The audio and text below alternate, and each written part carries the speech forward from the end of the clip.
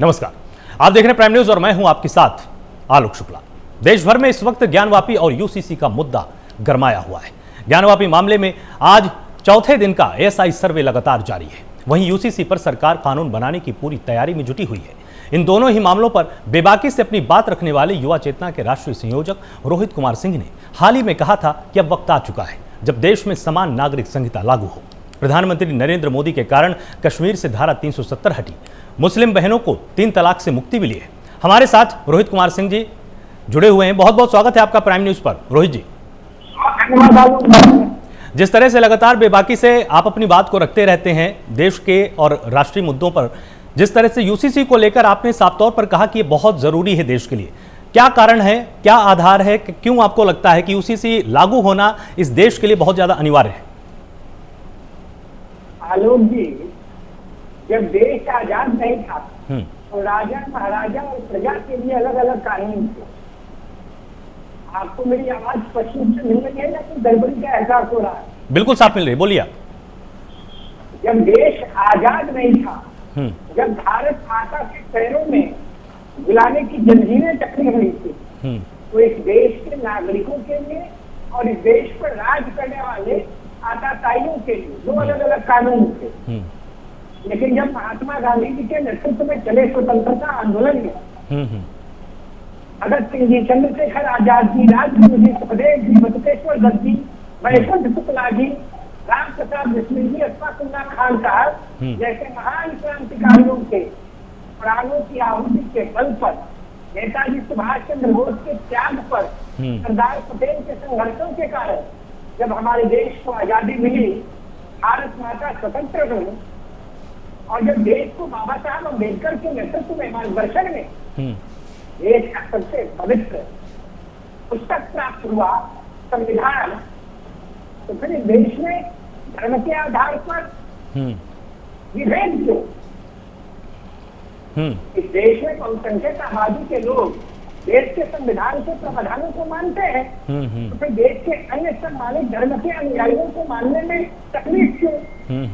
इसी प्रकार की तकलीफ नहीं होनी चाहिए। देखिए, हम संविधान में आस्था व्यक्त करने वाले देश के सजग नागरिक हैं, नौजवान हैं। हम देश के सम्मानित जनता से अपील करते हैं, अब वक्त आ गया है जब देश में समान नागरिक संहिता लागू हो। और मुझे लगता है आदरणीय प्रधानमंत्री नरेंद्र भाई मोदी के नेतृत्व में जो कई ऐतिहासिक निर्णय हुए, कई ऐसे काम थे जो नहीं हो सकते थे, उन तमाम कामों को मूर्त रूप मिला और लगता है कि समान नागरिक संहिता भी आदरणीय मोदी जी के नेतृत्व में देश की जनता को मिल जाना चाहिए। जब अमेरिका नामे रसा में यूनिफॉर्म लॉ है तो इंडिया में क्यों नहीं? What is the problem in that? और लोगों को परेशानी और बेचैनी क्यों हो रही? और देश के माननीय सर्वोच्च न्यायालय ने आज से कई दशक पहले डायरेक्ट किया था समान नागरिक संहिता लागू करने के लिए। ये तो पूर्व की सरकारें जो कांग्रेस पार्टी के नेतृत्व में देश में रही, उन सरकारों की नाकामियां थी। उन सरकारों में देश में धार्मिक तुष्टिकरण के आधार पर नागरिक को जीवंत रखने के लिए देश में कभी भी समानता लाने का प्रयास नहीं किया। लेकिन अब देश की जनता चाहती है कि कश्मीर से कन्याकुमारी और मेघालय से उत्तर प्रदेश, बिहार से लेकर तमिलनाडु और तमिलनाडु से लेकर तेलंगाना, आंध्र प्रदेश, कर्नाटक तक समानता हो, यूनिफॉर्मिटी आए। बिल्कुल ठीक है रोहित जी, जिस तरह से आपने बहुत ही खूबसूरती से एक बात यहाँ पर रखी कि हर नागरिक के अधिकार अगर समान है तो हर नागरिक के लिए कानून भी समान होने चाहिए। लेकिन जब भी इस विषय पर चर्चा रखी जाती है, जब भी कोई विद्वान या कोई विशेषज्ञ या आप जैसे तमाम समाज सेवी जब इस पर अपनी बात रखते हैं, तो कई बार इसको सरकार के साथ जोड़ दिया जाता है कि सरकार एक विशेष धर्म के लिए, एक विशेष वर्ग के लिए कानून बनाना चाहती है। क्या ये विशेष वर्ग के लिए कानून होगा या इससे जो बीच में खाई पैदा हुई है कहीं ना कहीं धर्मों के बीच में, संप्रदायों के बीच में, पंथों के बीच में, वो दूर होगी? देखिए, हम बहुत पढ़े लिखे, बहुत बड़े विद्वान नहीं हैं, लेकिन समाज में रहने वाले एक सजग नागरिक हैं। आप एक बात बताइए आलोक शुक्ला साहब, और देश की जनता जो प्राइम न्यूज को देख रही होगी, वो सम्मानित जनता भी मेरी बातों पर विचार करेगी। हम हिंदू धर्म को मानने वाले लोग हैं। हमारे यहाँ शुरुआत के दिनों में विधवा विवाह, बाल विवाह, विधवा विवाह पर रोक थी और बाल विवाह का प्रचलन था, सती प्रथा का प्रचलन था। लेकिन जब देश में समानता आया, जब देश के नागरिकों में जागृति आई, जब महान महान लोगों ने आंदोलन चलाकर इस देश में वैचारिक कंसेंसस पैदा किया। तो क्या हिंदू धर्म के लोगों ने विधवा विवाह को स्वीकार किया कि नहीं किया? बाल विवाह पर रोक लगाई गई कि नहीं लगाई गई? बताइए, मैं गलत कहता हूं बिल्कुल तो? बिल्कुल, सामाजिक कुरीतियां थी, उनको हटाया गया समय के साथ। सामाजिक कुरीतियों को हटाया गया। मेरा मानना है एक व्यक्ति अगर 4 विवाह करता है, 4 निकाह करता है, तो वो भी समाज में एक अच्छा संदेश देने वाला काम नहीं कोई करे ना करे। लेकिन इस प्रकार का प्रावधान क्यों, इस प्रकार का नियम क्यों, इस प्रकार का कानून क्यों? मैं किसी धर्म के ऊपर हमला और कुठाराघात नहीं कर रहा। मैं आम नागरिक की हैसियत से इन बातों को आपके चैनल के माध्यम से देश और दुनिया के लोगों के समक्ष रखने का प्रयास कर रहा हूँ। मैं किसी पॉलिटिकल पार्टी का मेंबर नहीं हूँ। I don't belong to any political party. मैं किसी राजनीतिक दल का सदस्य नहीं हूँ। मैं तो स्वतंत्र एक संगठन चलाता हूँ, देश भर के लोगों के बीच में समन्वय स्थापित कर भारत माता को विश्व गुरु बनाने का प्रयास कर रहा है। लेकिन आप बताइए, जब हिंदू धर्म के लोगों ने अपने धर्म के नियमों में परिवर्तन किया, अपने मानने वाले चीजों को त्यागा, तो फिर बाकी लोगों को त्यागने में क्या दिक्कत कर दिया? कि देश की बहुतायत आबादी ने जब इतना बड़ा त्याग किया तो सबको त्याग करना चाहिए। और देश के प्रधानमंत्री से हर बात को जोड़ने का कोई निहितार्थ नहीं होता। देश की सरकार से हर बात की उम्मीद नहीं करनी चाहिए। बिल्कुल, देश की सरकार अपनी गति से प्रगति का काम कर रही है, लेकिन जो संगति और सुशक्ति का काम होना है, संगति का काम होना है, उसको हम आम नागरिकों को मिलके कंसेंसस बना के देश के प्रगति के लिए, देश के विकास के लिए, देश के उत्थान के लिए, देश के डेवलपमेंट के लिए आगे आना चाहिए। बिल्कुल। रोहित जी, इस वक्त आपको प्राइम न्यूज के माध्यम से करोड़ों दर्शक लाइव देख रहे हैं, आप उनको क्या संदेश देना चाहेंगे कि यूसीसी अगर लागू होता है तो इससे क्या कुछ लाभ हो सकते हैं और इसके क्या फायदे आगे आने वाले समाज को, आने वाली पीढ़ियों को मिल सकते हैं? यूसीसी लागू होगा, होना चाहिए। देश की जनता बहुत वर्षों से चाहती है और निश्चित रूप से मुझे लगता है कि आने वाले समय में पार्लियामेंट में इस पर एक अच्छी बहस होगी, अच्छी चर्चा होगी और यूसीसी पास भी होगा। मेरा मानना है कि जिस दिन समान नागरिक संहिता इस देश में लागू होगा और दिन सर्वधर्म समभाव का भाव और मजबूत होगा। हिंदू मुस्लिम ईसाई हम सब है भाई भाई का भावना और मजबूत होगी। बिल्कुल। और वक्त आ गया है जब देश में यूसीसी बड़ी प्रसन्नता के साथ, बड़े दरिया दिल के साथ लागू होना चाहिए। एक और मसला इस वक्त राष्ट्रीय मंच में भी है, तमाम राज्यों में भी इसको लेकर चर्चा होती है। भले ही मामला उत्तर प्रदेश से सीधे तौर पर जुड़ा हुआ है, लेकिन उसकी चर्चा पूरे देश में हो रही है, वो भी ज्ञानवापी परिसर को लेकर। कोई उस परिसर को मस्जिद बता रहा है, कोई उस परिसर को मंदिर साबित कर रहा है। और एसआई का जब सर्वे हुआ, जब वहां पर टीम पहुंची तो टीम का पहले विरोध किया गया। इलाहाबाद हाईकोर्ट से होते हुए सुप्रीम कोर्ट के दरवाजे तक लोग पहुंचे, लेकिन अब सुप्रीम कोर्ट ने भी कह दिया कि सर्वे होने दीजिए, उससे कोई नुकसान नहीं। इस पूरे मामले को लेकर आपका क्या कुछ मानना है कि सर्वे होना चाहिए, जो भी तथ्य सामने आए उसका स्वागत करना चाहिए? आपको इस पूरे मामले को लेकर क्या कुछ कहना है जनता से? यह मामला बनारस से जुड़ा नहीं है, यह मामला उत्तर प्रदेश से जुड़ा नहीं है, यह मामला भारत और दुनिया से जुड़ा नहीं है। यह मामला दुनिया के अंदर हजारों करोड़ों लाखों सनातनियों से जुड़ा हुआ।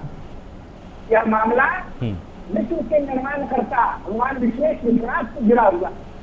इस मामले को उत्तर प्रदेश तक सीमित कर इसके निहितार्थ को छोटा मत कीजिए शुक्ला जी। यह प्रत्येक सनातनी के मनोभाव से जुड़ा हुआ मामला और आप इसको वर्चित मत करिए। अभी माननीय सर्वोच्च न्यायालय के निर्देश पर, माननीय हाईकोर्ट के निर्देश पर सर्वे चल रहा और प्रथम दृष्टया सर्वे में जिस प्रकार की चीजें छन के सामने आ रही हैं, चाहे वो भगवान की आकृतियों से जुड़ा हो, त्रिशूल से जुड़ा हो, खंडित मूर्तियों का पाया जाना हो, तो यह सब संकेत कर रहा है कि वह भगवान विश्वनाथ का उद्गम स्थल है। और निश्चित रूप से वो सावन का महीना अभी चल रहा है, तो सनातनियों की आस्था का केंद्र भगवान विश्वनाथ का मंदिर ही है।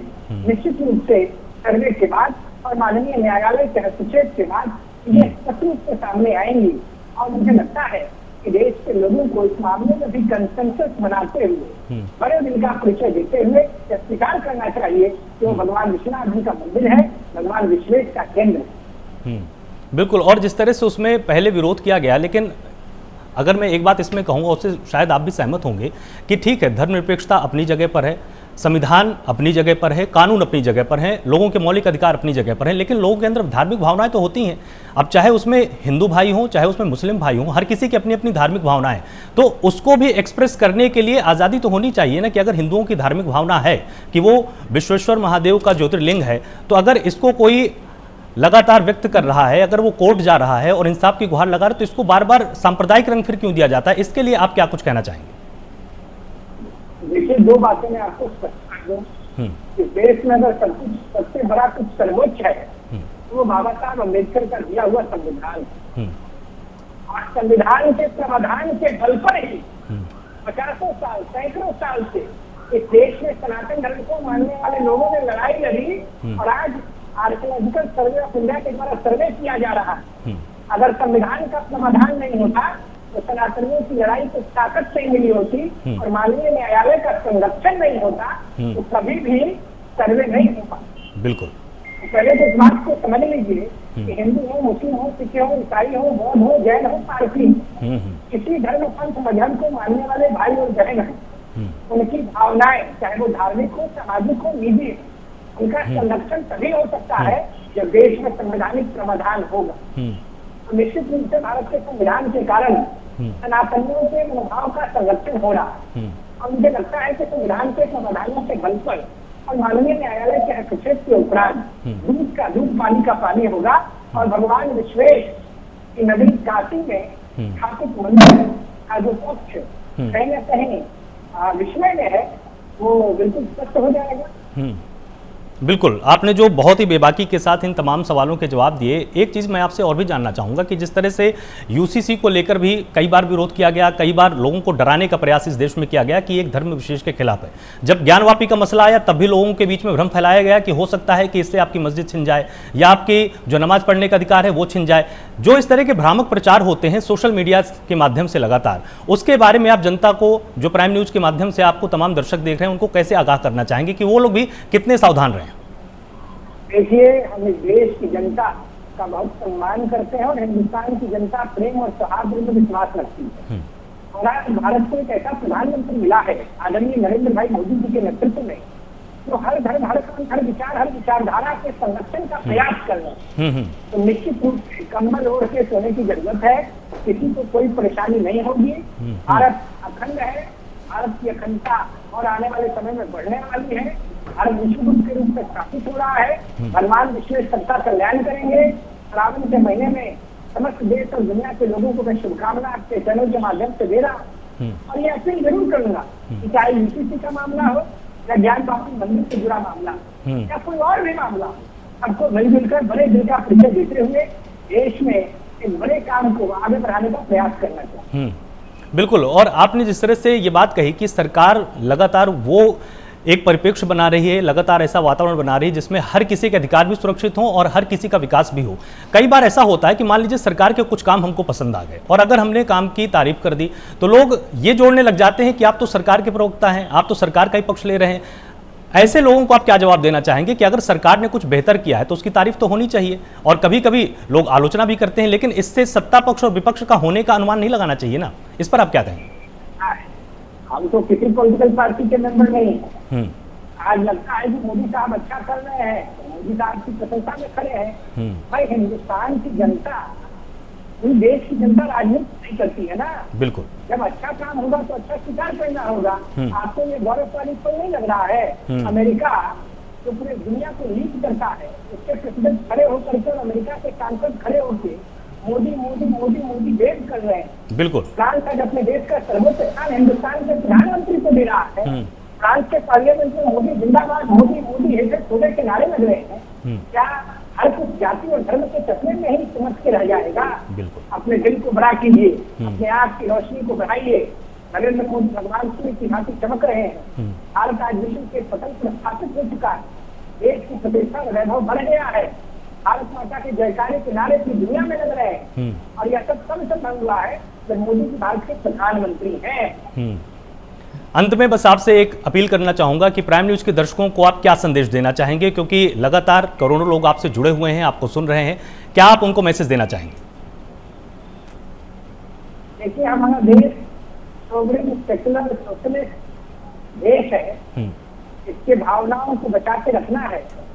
और जिस प्रकार से देश में अच्छी चीजें हो रही हैं, आज देश का मान दुनिया में बढ़ रहा है, उस मान को बढ़ाने के लिए सबको आगे आना है।